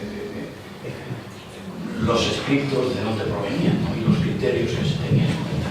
Eran calígrafos especializados, o como se llamaran. Esto obedecía pues a todo una planificación y un programa hasta llevarlo a la pared muy concienzudo. O sea, había artesanos dedicados a plasmar lo que el poeta o lo que se quería plasmar, que estaba siguiendo día a día, si no día a día, semana a semana, lo que estaba el artesano, porque muchas veces incluso los artesanos copiaban y en algunas ocasiones a lo mejor ellos ni sabían lo que estaban escribiendo, ¿no? Porque eran artesanos de la labor, pero pensemos que están escribiendo un árabe clásico, el árabe del Corán. Entonces acceso a ese tipo de árabe no todo el mundo tenía, no lo conocían muy bien, ese tipo de textos, ¿no? Pero sí, había unos artesanos que llevaban a la pared esos textos, y esos textos estaban vigilados por personas que sí conocían muy bien la lengua y seguían el proceso, pues ya les digo, si no día a día, semana a semana, para que llegaran bien. Sí, pero sí. serían, Juan, encargos como el de pintura o de escultura, ¿no?, de aquella época, encargado por un califa o encargado por alguien, ¿no? Sí, había diseños muy elaborados según un programa calculado. Si hay, no es algo que caiga así como si hacemos con una brocha de pintura donde caigan las gotas, ¿no? Eso estaba bien preparado. Si vemos en algún lugar unas inscripciones que son fórmulas religiosas o que tienen que ver con el Corán, evidentemente eso va a estar mucho más vecino a un habitáculo donde se respira espiritualidad, religión, etcétera. Evidentemente el nombre de sultán tiene que estar por todos lados, pero ojo, del sultán que está gobernando, luego llega el heredero y a lo mejor las inscripciones del sultán anterior van desapareciendo en beneficio del que llega a gobernar, y luego le pasa lo mismo con el que llega detrás, ¿no? Pero que el que tenía dinero encargaba en su casa, ¿no? No. Bueno, el que tenía dinero encargaba, sí, en sus casas particulares. No es muy normal que esto existiera. No estamos pensando en familias, por supuesto, humildes, que a lo mejor ni sabían lo que querrían escribir allí. Pero sí es verdad, si hacemos como una clasificación entre los palacios de la Alhambra, que sería, hoy diríamos cuando vamos a comprar una vivienda, yo quiero la del modelo A, las mejores, ¿no? La Alhambra sería el modelo A, luego yo entendería que había un modelo B en el barrio del Albaicín, casas señoriales, serían del tipo, ¿no? Y claro, efectivamente, y luego la C, que bueno, serían gente muy humilde que no podían ni planificar ni pensar que hubiera ahí algo escrito. Y bueno, eso respondería, pues sí, a diseños bien planificados. Yo, si me permite, un poco por abundar en algo que tampoco yo soy experta, pero en fin, algún conocimiento sí he podido asimilar. Y es que efectivamente hay como 3 nombres, ¿no?, que destacan como autores de la mayor parte de estas inscripciones, al menos de la Alhambra, que eran Ibn al-Hatib, Ibn al-Yayab, anterior, descubierto por, ¿cómo se llama la profesora? Rubiera.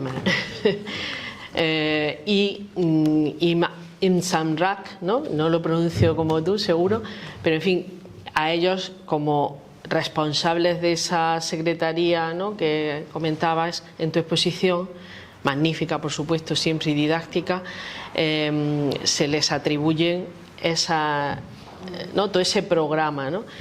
Y sí quería decir que al menos sí, decía que se les atribuyen esos encargos y esas casidas, en fin, o ese tipo de escritos que incluso, al menos en lo que hasta donde yo sé, en la parte correspondiente a Ibn Samrak y al Palacio de los Leones, parece que hubo mayor número de versos, ¿no?, que no se pudo trasladar al palacio, o que hubo que hacer esa adaptación que tú decías a las decoraciones, ¿no? También que hay un trabajo entre la parte literaria que se escribe, la parte que se adapta. Y hay una cuestión que, en fin, no sé si a Juan se le habría planteado cuando hace el trabajo, y es que yo siempre pienso que además de los artesanos que llevaban a efecto ese trabajo, alguien debió pensar en una cuestión de dimensiones y de que aquello cabía o no cabía, porque en esa reconstrucción que tú mismo os planteasteis como equipo, es inevitable pensar que aquello debió de ser planificado. Alguien debió dibujar los espacios y, al menos de una manera, aunque fuera muy sintética, establecer si cabían o no cabían esas inscripciones para adaptarlas a todo ese gran programa decorativo que empleaba también, pues, lacería, tauriques y todo eso. No solo a las medidas que se adaptaron, como bien dice, sino simplemente yo os invito a hacer un ejercicio muy sencillo. Cuando estén en la sala de Comares, el salón de Comares, fíjense cómo va cambiando el tamaño de la letra.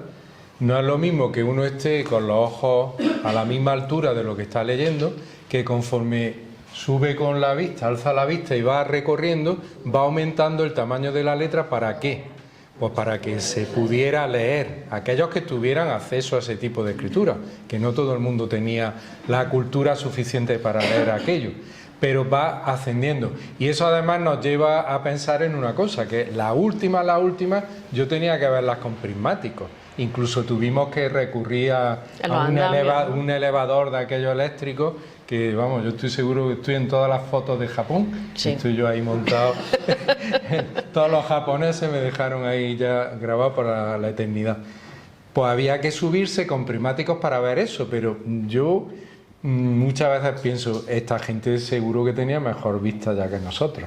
Y, sí, iban ascendiendo el tamaño y seguramente ellos tenían una vista mucho más cuidada que nosotros, ¿no?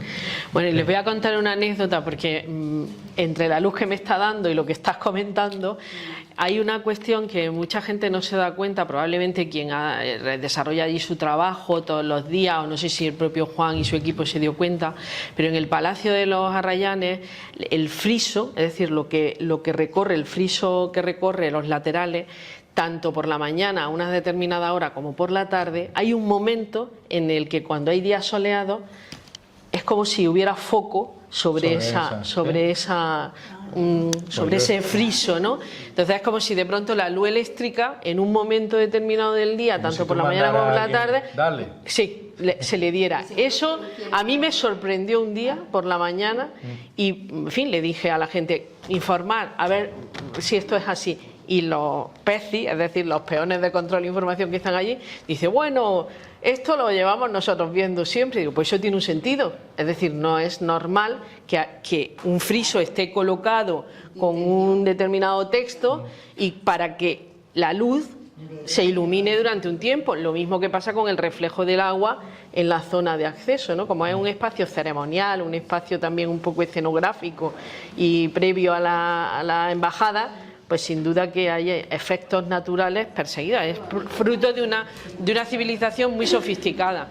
¿Y pasa eso todo el año? Bueno, pasará todo el año cuando hay sol y cambiará la hora, probablemente, sí. Porque es que el sol no está siempre en la misma hora, pero sí pasa. Todo el año. ¿Querías preguntar algo? Bueno, agradecer la magnífica conferencia. Yo me estaba dando vueltas porque cuando dijeron que habían grabado y venía el actor del lector, el lector creo que la Alhambra, los lectores de la Alhambra. Los compañeros que tengo al lado, que ellos conocen bastante el tema de la Alhambra, yo he tenido la suerte de hacer visitas con especialistas de la universidad y también con guías bastante buenos. Pero entonces, estas personas que han rodado, hicieron la presentación en Granada, en la película. Los constructores de la Alhambra, que no ha dicho cuál es la película. Sí. Al decir lo de la lectura me ha venido, pero eran los constructores. Yo creo que ahí no, y refleja un poco si ustedes como nosotros.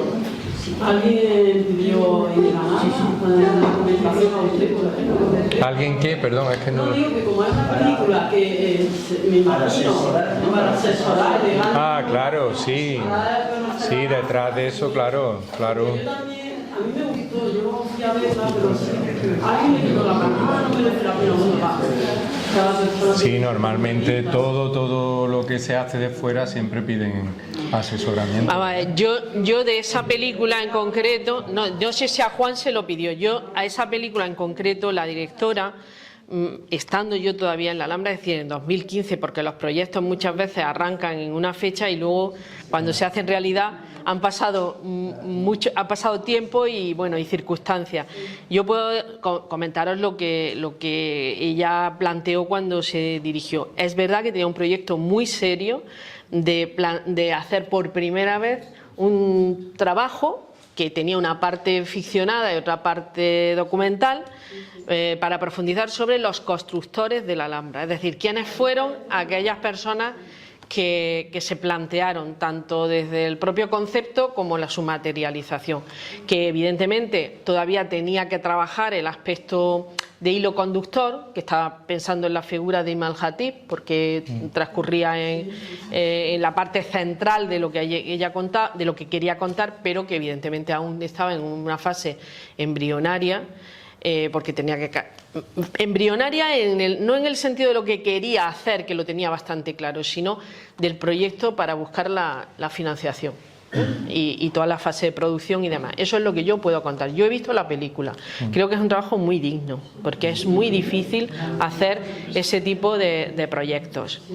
Y como toda película, pues bueno, está sometida ahí a la crítica, y lo que sí yo digo es que cuando hay este tipo de trabajos nunca hay que verlos solo desde el punto de vista científico puro y duro, no, claro, porque no se trata de un documental científico, como a lo mejor puede hacer Juan en un momento determinado, aunque él también se pueda atrever a otras cosas, pero me refiero que muchas veces se critica este tipo de trabajos porque se mira con ojos del cientifismo, de la rigurosidad y demás, y sin embargo son otro tipo de producto basado en una fuerte carga de documentación, con mejor o peor asesoramiento, pero al fin y al cabo ahí está el producto, y luego que llegue al público, ¿no? Que luego a la gente le guste y esté pues casi 2 horas sentado en una silla en una sala de cine y intentando, bueno, pues emocionarse con ese producto. Todo lo que habéis hablado de cómo se trabajaba para hacer todo esto, yo creo que sin ser yo una experta lo hacía muy bien, y después ahora la parte documental, que creo que tú también intervienes, muchas personas de Granada, me pareció magnífico, pero fijaros los prejuicios que tiene la gente que antes de verla dicen, eso no me ha gustado, ¿no? Los invito a que merece la pena. Sí, gracias. A ver, tú tenías la palabra. Sí, yo quería preguntar, ¿se ha visto algún patrón en el uso de un tipo de caligrafía u otra en según qué espacio, más público o privado, o es indistintamente? No, es indistintamente.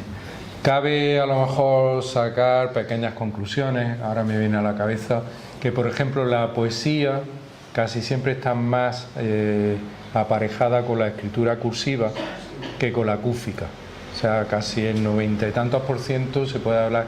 Poesía matemáticamente está escrita en cursiva y cosas así, pero indistintamente. A su pregunta concreta, indistintamente. Jesús. Sí, 2 cositas. A propósito de los constructores de la Alhambra, este año no lo hemos podido traer porque se nos ha acabado el presupuesto, pero sí lo tenemos previsto para el año que viene. Incluso está hablado también que venga Antonio Arias el día que efectivamente podamos ver ahí ese documental, esa película, pero eso tendrá que ser ya a partir de y la otra cosa es una anécdota de ya de abuelo. Yo tuve la suerte de conocer la Alhambra con 2 maestros. El primero, yo tenía 15 años, es decir, hace 50 años, pero tenía de compañero a un hijo de don Emilio Longo. Y un día, comentando, mientras jugábamos al fútbol, mi padre nos quiere enseñar la Alhambra porque estábamos dando historia del arte, y ese día aprendí 3 cosas de la Alhambra que someto a vuestra consideración. Son 3 cosas que a mí siempre me llaman la atención, después refrendadas por Emilio de Santiago, que fue el siguiente que otro día también nos giró una visita por allá arriba, ¿no? La primera, cuando nos dijo, mira, la Alhambra por fuera parece en casucha, pero por dentro está la riqueza. Es lo contrario del Palacio de Carlos V, que por fuera está muy ornamentado y por dentro no hay tanto ornamento. La diferencia entre la arquitectura árabe y la arquitectura cristiana, es decir, lo bueno está en el interior, en la arquitectura árabe. La segunda cosa que aprendí es lo que se llama en la arquitectura el punto de fuga. Nos colocaba en la puerta en el patio de la Barrayana y nos decía, desde aquí tú trazas una línea y se va por la ventana del Palacio de Romana y aquí está resuelto el punto de fuga, tal y como se entendía en la arquitectura en esa época. Y lo tercero, que es lo que más me llamaba la atención, es que a propósito de las escrituras del Mesuar, un día me recuerdo que se paró, nos las leyó y nos dijo, esto seguramente, es la versión suya, esto seguramente, tanta referencia a Alá, es porque había dudas acerca de si como califa era realmente un sucesor de Mahoma, y por tanto tuvo que cargar las tintas para que el resto de personas que venían a ser recibidas o que venían siendo invitadas vieran que efectivamente como califa del reino de Granada o de Al-Ándalus era alguien que merecía ser heredero del profeta. Esas tres cosas... Yo te apunto algo sobre la primera y la tercera, yo no sé si más sobre el bueno, pero entonces el segundo, apunto yo la segunda. Con el punto de fuga. Sí, yo invito también a un ejercicio, con eso que dices de la arquitectura islámica y la arquitectura cristiana. Cuando recorráis cualquier ciudad, si queréis lo más cercano que tenemos, Marruecos, os invito por cualquier barrio a que después de ver fachadas muy sencillas, a lo mejor están de cal y presumimos imbécilmente a saber lo que habrá detrás de ahí. Os invito a que traspaséis las puertas y a lo mejor encontráis ahí vergeles y paraísos. Y es que efectivamente eso, muchas veces la arquitectura islámica tiene como una fachada sobria que no te imaginas que al traspasarla lo que puedas encontrar. A mí me da la impresión de que, pero bueno, eso es algo muy particular. Yo cuando he reflexionado sobre eso digo, hay una correlación entre lo que es la personalidad del musulmán, del árabe, en este caso árabe musulmán, entre lo que quiere enseñar a la gente y luego lo que puedes descubrir cuando pasas al interior de su casa. Te llevan muchas sorpresas, ¿no? Entonces me parece que va muy ligada a la arquitectura, a la condición del propio musulmán. O sea, su espíritu, su personalidad, creo que se refleja mucho en la manera de construir. Y efectivamente, detrás de una fachada sobria te puedes encontrar un jardín, un oasis o un paraíso. Eso es así de cierto. Y con respecto a la tercera pregunta, me parece que te referías al Mexuar.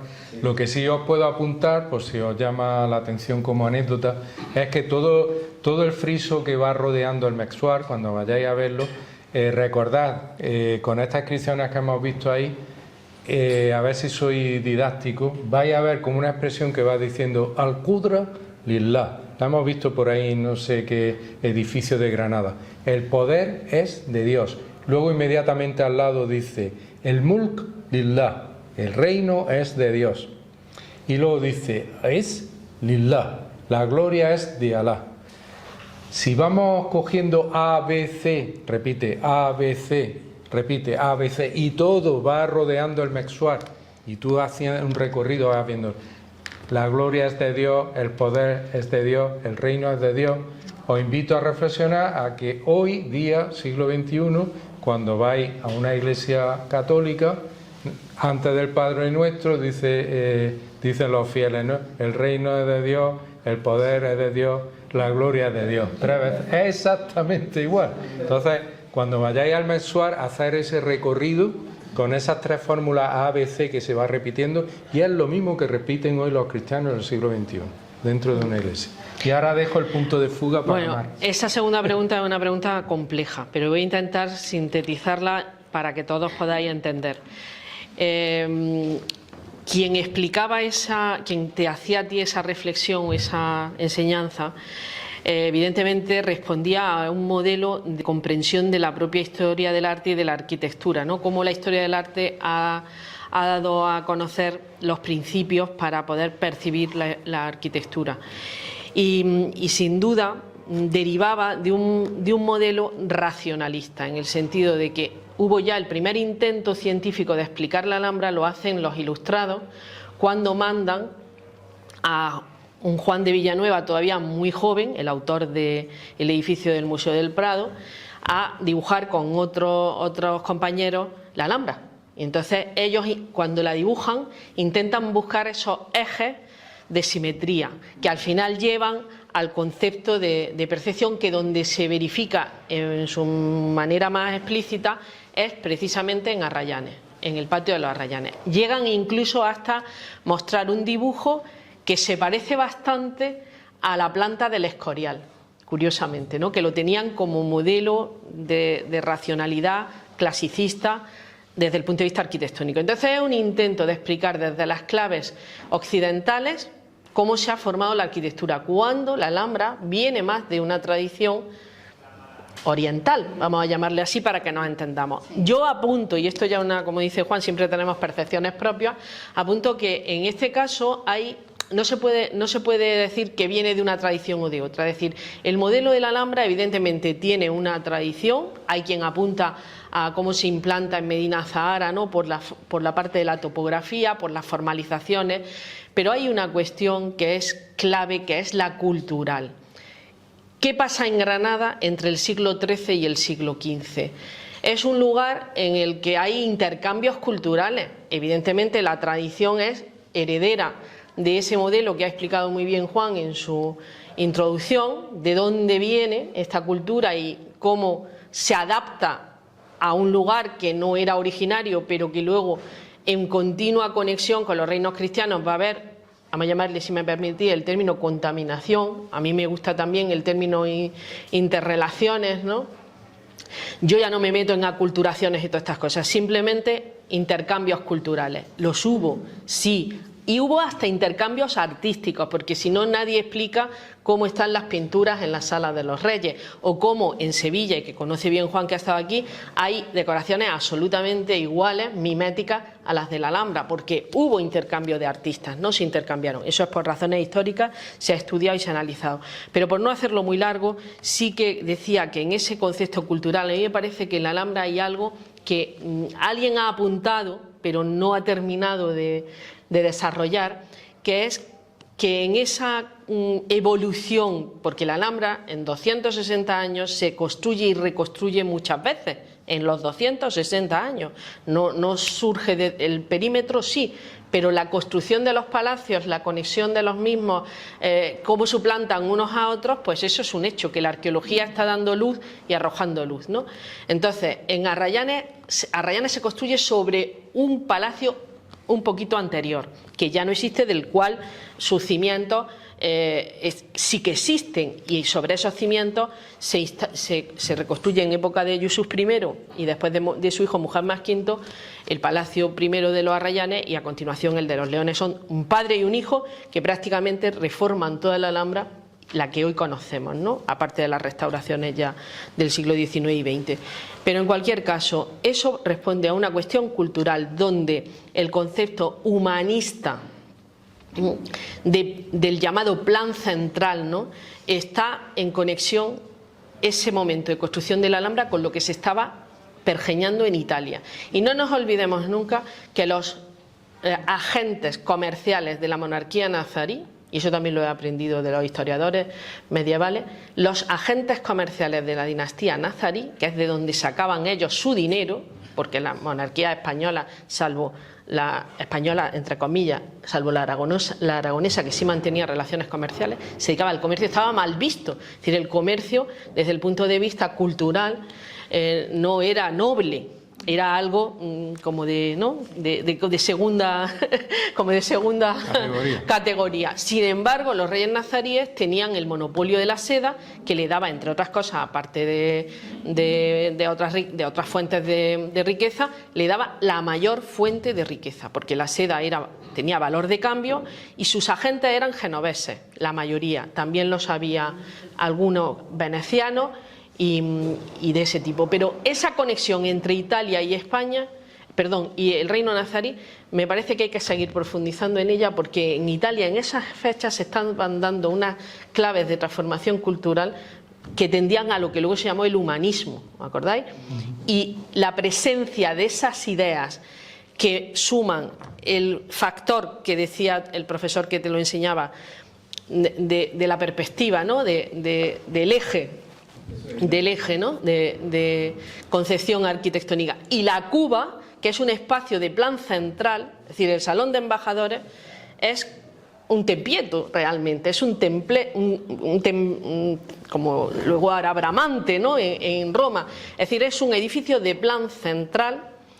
Y yo quería añadir otra cosa más, porque eso tampoco se ha profundizado demasiado, y como ya me ha dicho Alicia que hablara algo de los jardines, después hablaré, pero sí adelanto que hay algo interesantísimo también en la arquitectura de la Alhambra, que es cómo quienes la construyeron tuvieron también presente algo cultural, que es el factor de contemplación, es decir, la capacidad de percepción que esa cultura tenía y cómo se alimentaba de ella, si se me permite el término. En la Alhambra hay lugares concebidos solo para mirar, de dentro a fuera, y para mirar en el sitio, para complementarlo.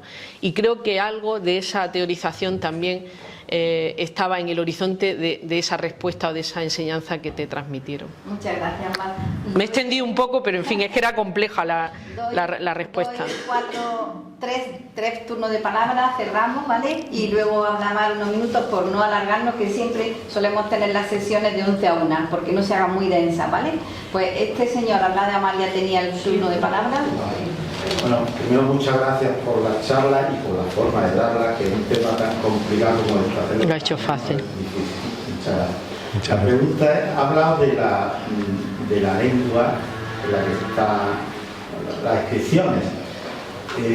Cuando se ha estudiado, mi pregunta es, ¿hay alguna, por supuesto el árabe clásico, pero entre ellos hay alguna frase, palabra del árabe dialectal andalusí? ¿En las inscripciones? No. Y otra pregunta es, ha hablado de la sala de la barca. Sí. He leído una versión por ahí muy curiosa de que la barca viene de baraca, ¿no? Es una deformación. ¿Es así o...? ¿Esa es la pregunta? Sí, ¿no? Sí, bueno, la sala de la barca se han dicho de todo, se ha dicho de todo. Que en algunos el nombre podría venir del techo, ¿no? Que tiene la forma de una barca invertida, ¿no?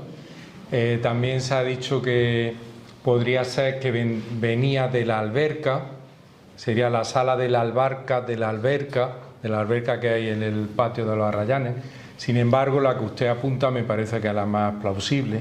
Seguramente era la sala donde, además, si oímos a los guías turísticos, yo con algunos a los que conozco luego les bromeo porque les va diciendo a todos los turistas, y aquí se le llama sala de la barca porque en esta habitación está todo lleno de inscripciones donde se dice baraka. Y entonces preguntan, ¿pero dónde? Dice, por todos sitios. Y yo luego me voy a una parte y le digo, si quieres hacemos negocios, yo te digo dónde están y ya. Bueno, pues sí, lleva usted razón. Hay muchas inscripciones donde se repite baraka, bendición, y bueno, puede ser que decían la sala de las baracas se habría acuñado la sala de la barca. Sí. Muy bien. A ver, aquella chica del fondo. Hola, buenas. Hola, mira, yo soy guía turístico. Sí. A ti no te he dicho eso, ¿verdad? No, a ti no. A veces en los recorridos tan apretados que llevamos, pues tenemos que hacer un poco el humor, ¿no? Sí. Por todos lados, porque la gente nos pregunta de todo.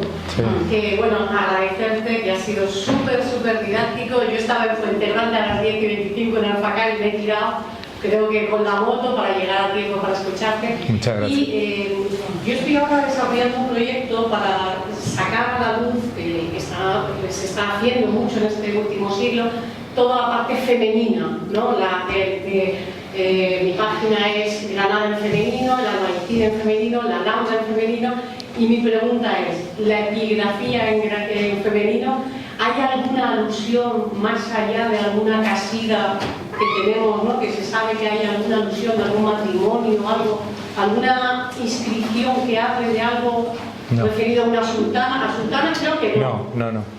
¿Y de algún casamiento que haga de una poesía viva? Lamento decirte que no. Se puede interpretar, no sé, mira, hay algunas inscripciones, sobre todo poéticas, en el que se puede entender como algo femenino, algún recurso que hace referencia al paisaje, a la lámina de agua, pero a personas como tal no. Y tampoco sé si eso entra dentro de lo femenino, podría ser en algún caso, alguna indirecta, pero lo que tú me planteas en la sala de dos literalmente hermanas, no. En la sala de dos hermanas, ¿no? Ya terminas tú, además, el último. Digo que en la sala de dos hermanas he entendido que un poema se refiere a una de las diosas que representa una constelación.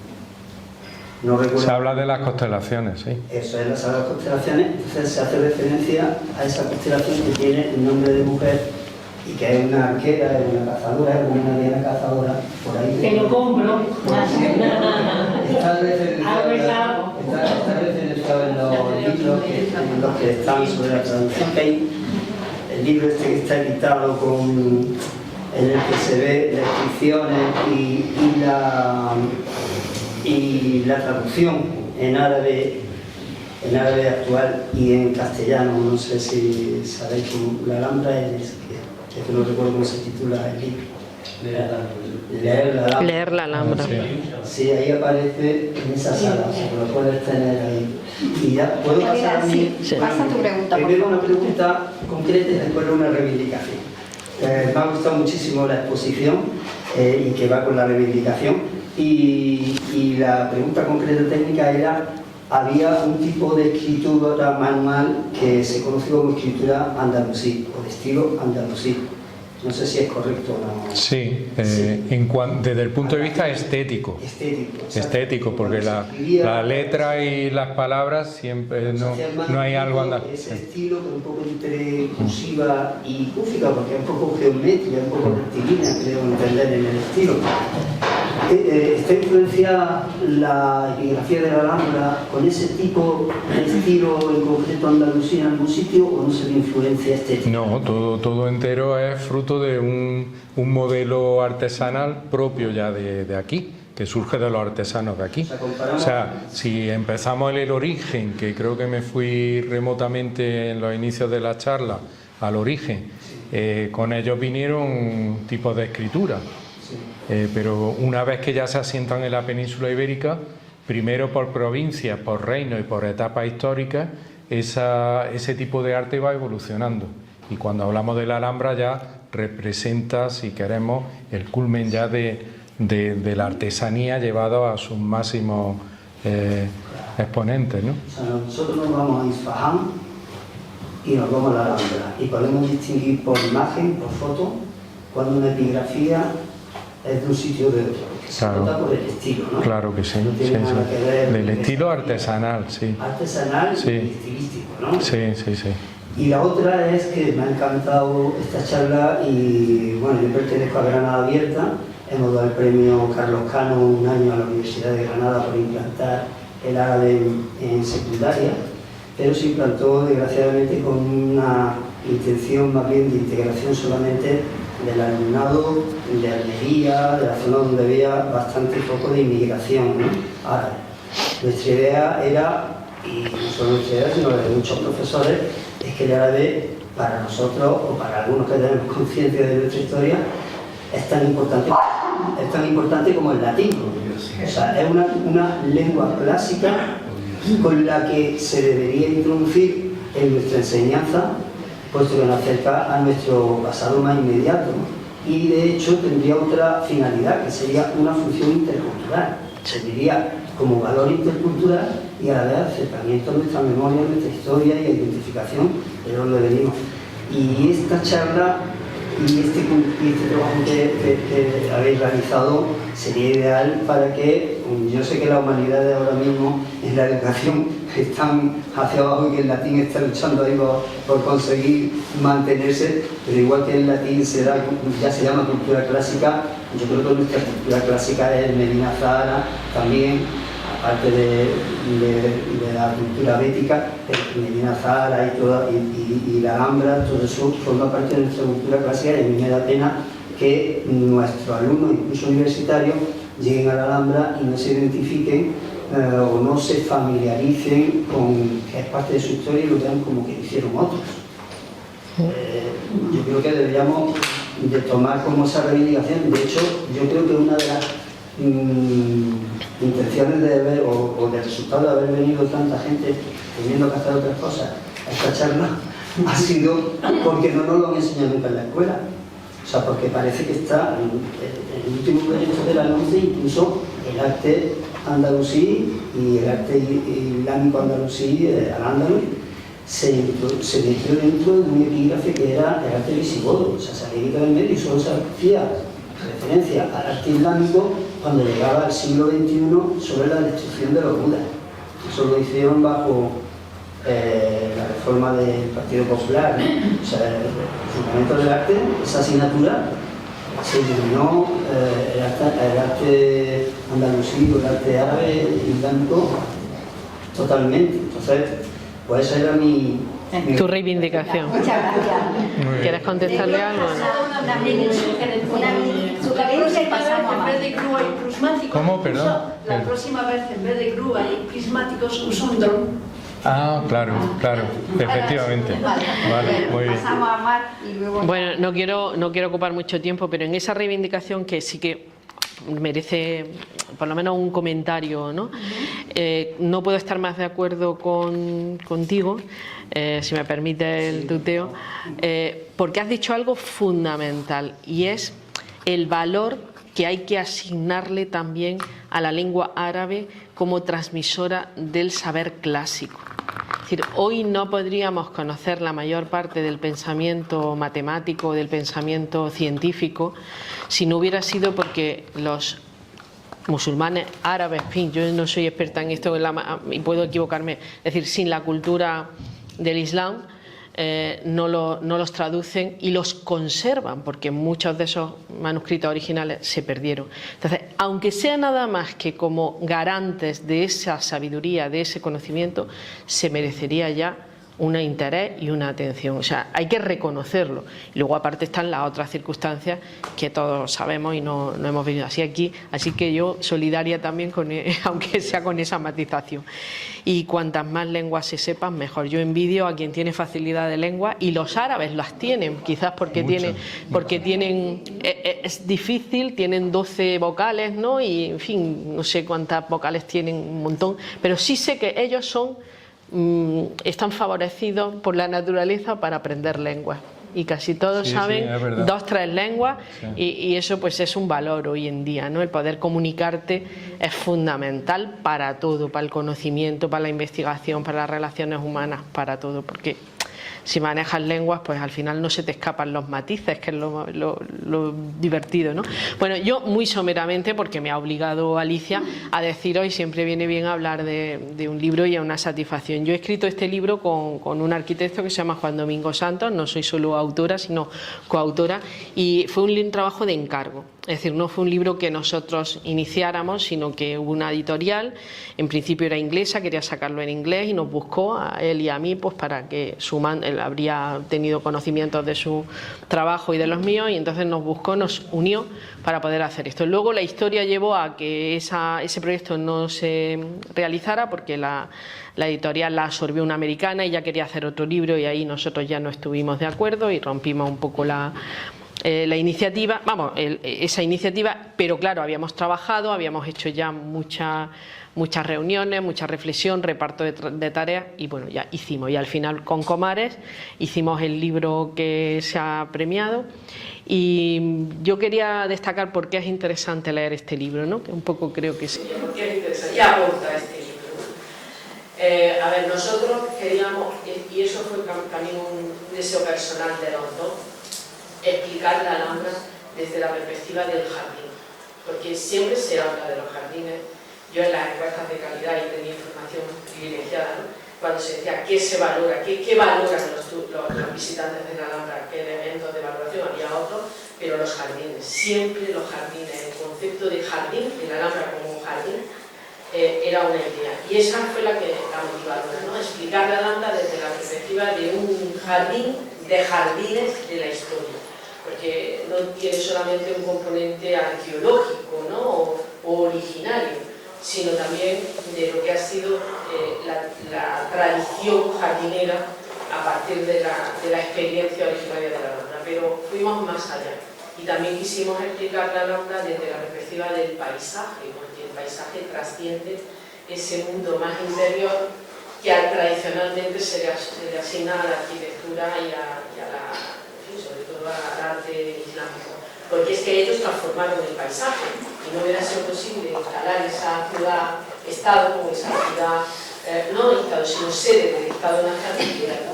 la Palatina de Alhambra, era también la sede del Estado, del poder, se transforma y es posible hacerla de esa manera porque traen el agua de un modo artificial, ¿no? A través del sistema hidráulico. Entonces, manejo, esa sabiduría, esa forma de transformar la naturaleza, de analizarla y ver cómo se transforma, es también parte de la esencia de ese libro. Entonces, con esas ideas intentamos también ordenar un hilo conductor que tiene una primera parte de reflexión sobre de dónde vienen los jardines de la Alhambra, de qué tradición, tanto la oriental como la occidental. Entonces hicimos un histograma, ¿no?, que está bien, porque aunque sea pequeñito, sitúa muy bien los jardines de la Alhambra desde de la antigüedad, ¿no?, desde los sumerios y desde los egipcios pues hasta los contemporáneos, ¿no?, en toda esa tradición, dónde están situados los jardines de la Alhambra. Y luego, por otro lado, también qué simbolizaba el concepto de jardín como riqueza, como paraíso, es decir, toda la simbología, toda la productividad, el concepto agrícola, ¿no?, también que tiene muchos de estos jardines, y luego cómo se apropia una determinada forma de entender la arquitectura de ese paisaje y cómo lo domina a través de la jardinería. Y va desde el patio, que es la versión más minimalista del jardín, solamente un patio con agua ya era un jardín para el Islam, hasta los jardines más esplendorosos, ¿no?, por los jardines del Partal a los jardines del Generalife, ¿no?, que es al que se le dedica, digamos, la parte más sustantiva del libro, porque es el ejemplo, ¿no? Pero no el jardín arqueológico solo de la acequia, sino también cómo se transforman los jardines nuevos, cómo los restauradores de la Alhambra toman la idea de jardín para hacer más comprensible la propia arquitectura de la Alhambra. Es decir, es una aportación que hemos querido hacer desde la disciplina de la arquitectura y de la historia del arte, sumando reflexiones propias que nos han llevado casi 5 años de trabajo. Y eso se une a un corpus de imagen muy potente, muy interesante, ¿no?, porque las fotos han sido hechas muchas por nosotros, otras por fotógrafos que le hemos dicho queremos esto, les hemos guiado para que esas fotos reproduzcan lo que queríamos, y los dibujos. Y ahí con esto termino, aunque no está Juan. Juan ha hecho un trabajo ejemplar, por el que sin duda también nos han dado el premio de arquitectura, porque yo no he dibujado, ¿no?, pero él sí. Y muchas veces ha seguido los criterios de poner en dibujo lo que yo se le comentaba, y otras veces han sido reflexiones suyas. Esos dibujos, sí es verdad que hemos tenido un referente, que fue el libro de Prieto Moreno, Los jardines de Granada, que es una joya y que todo el que quiera saber algo debe de tenerlo. Evidentemente el texto no tiene la riqueza, pero los dibujos sí. Él era un gran enamorado de los jardines de la Alhambra, creó muchos jardines de nueva planta, los jardines nuevos son de él, desde una reflexión profunda del concepto de jardín. Trajo a Licomos aquí a que tuviera la celebración mundial sobre el jardín como categoría cultural, ¿no?, de bien cultural, y fue una persona que aportó ese gran trabajo. Nosotros lo teníamos allí, en la estantería, todo el día como referente. Creo que los dibujos de Juan son unos grandes dibujos, son dibujos ya de referencia, que vuelcan al menos el estado de la Alhambra en el momento en que fue terminado el libro. Luego puede haber transformaciones, pero sí que recogen los que se han publicado y otros que por razones de espacio no han sido publicados, pues los elementos sustantivos, el agua, las plantas. Ese capítulo de plantas, ahí no hemos sido muy escrupulosos y hemos querido que Rafael de la Cruz, que hizo todo el catálogo de plantas de la Alhambra, fuera el que lo escribiera, porque para copiar una cosa pues decimos, mira, Rafael, no, este capítulo es el único capítulo que hace él, pero interesante, y selecciona 100 especies que explica cuándo fueron introducidas, las que son más o menos originarias y aquellas que a lo largo de la historia saben ustedes que la mayor parte de las plantas que hay en la Alhambra a día de hoy son plantas exógenas, es decir, son plantas que no son autóctonas, que incluso las originarias como la planta de la Rayán morisco, el Myrtus baetica, ha sido recuperada desde la perspectiva arqueológica, también con un proyecto de investigación. Había unos plantones históricos y de ahí han salido todos los demás plantones que hay puestos en la Alhambra y en el Jardín Botánico. Por cierto, los que vayan ustedes al Jardín Botánico y vean el Myrtus baetica, esos son hijos de la Alhambra, hijos sacados de los plantones de la Alhambra. Y bueno, ha sido un placer hacerlo, porque la verdad, cuando algo se hace con gusto y con también el reto de que fuera una sola voz, aunque lo escribiéramos 2 personas, al final el reto era que hubiera solo una voz, ¿no?, escribiendo. Eso también fue otro de los elementos, y creo que a lo mejor quizás por esto pues lo han valorado. Es muy difícil conseguir premios, yo siempre lo digo, esto no es fácil, pero el día que nos dijeron que íbamos a ser finalistas dijimos, pues mira, ya nos damos por satisfechos. Y luego cuando nos dieron la sorpresa ya definitiva del premio, pues la verdad que nos ha hecho muy, muy felices, ¿no? Fue un orgullo. Muchísimas gracias. Muchísimas gracias.